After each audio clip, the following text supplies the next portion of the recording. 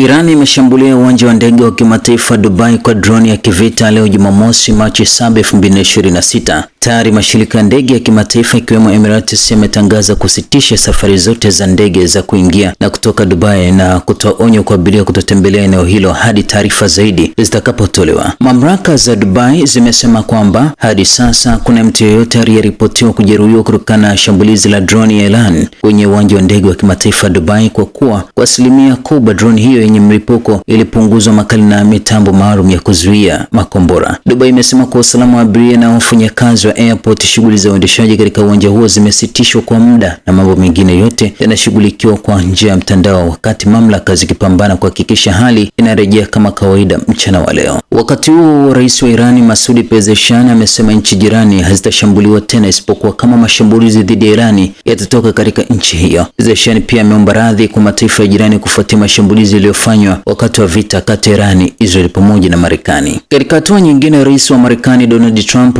amesema kutakuwa na makubaliano na Irani isipokuwa ameitaka nchi hiyo ijisalimishe bila masharti. Wakati haya yakijiri, rais wa Uturuki Vladimir Putin amezungumza na rais wa Iran na kumpa pole kwa vifo vilivyotokea, huku akisisitiza kupatikana usuluhishi wa kidiplomasia baina ya nchi hizo.